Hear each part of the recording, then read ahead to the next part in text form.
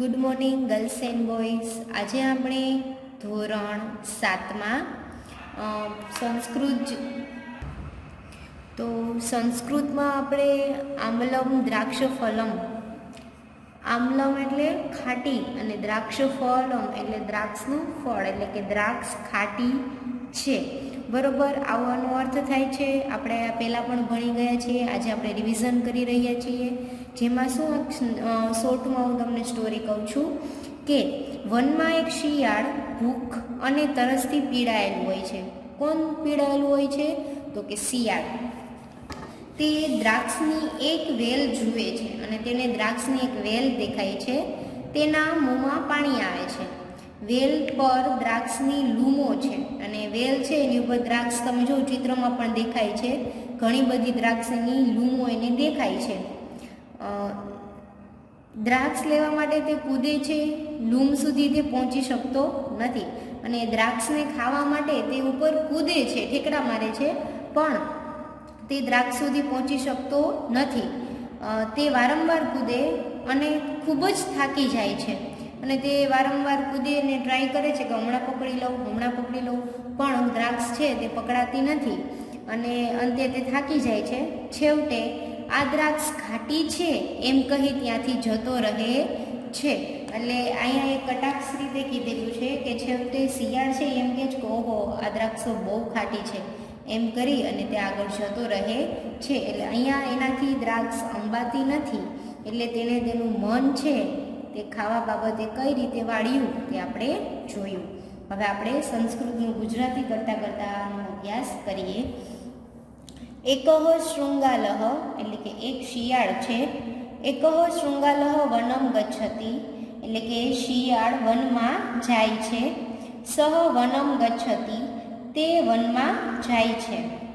પિયાસા તસ્ય ભુમુક્ષા તેને તરસ અને ભૂખ લાગે છે. પિયાસા એટલે તરસ ને ભુમુક્ષા એટલે ભૂખ, એટલે કે તેને તરસ અને ભૂખ લાગે છે.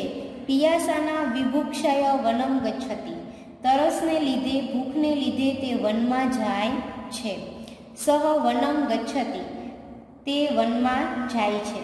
બરાબર, આવી રીતે એક સ્ટોરી સ્ટાર્ટ થાય છે. હવે આપણે જોઈએ બીજું. પછી છે તો કે અને તે શું કરે છે, હવે આપણે એ જોવાનું છે.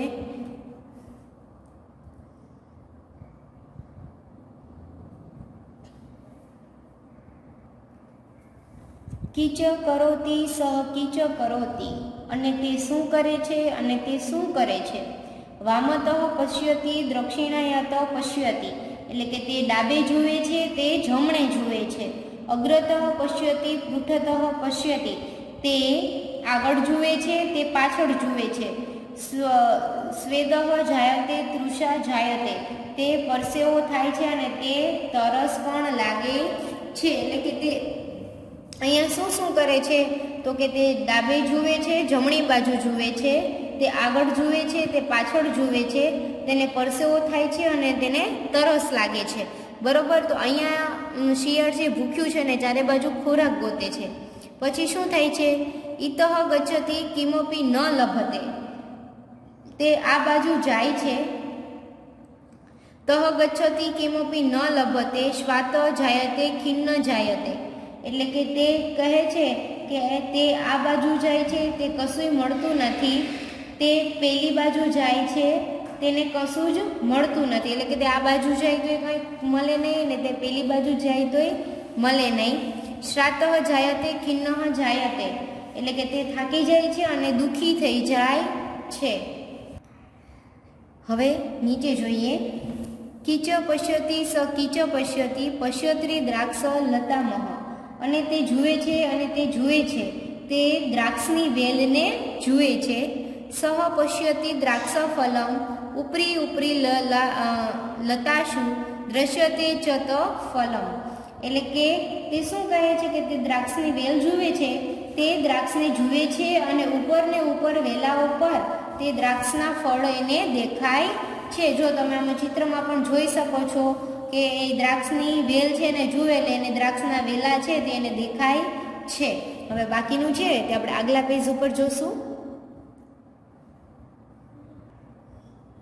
બરોબર. પછી છે અનુલક્ષણે તન્મુખે રસઃ જાયતે કીચ કરોતિ સ કીચ કરોતિ એકવારમ ઉપતતિ દ્વિદ્વારમ ઉત્પતતિ ત્રિદ્વારમ ઉત્પતતિ પુનઃ પુનઃ ઉત્પતતિ સ્વદેહ જાયતે શ્રમઃ જાયતે લભતે ન દ્રાક્ષ ફલમ.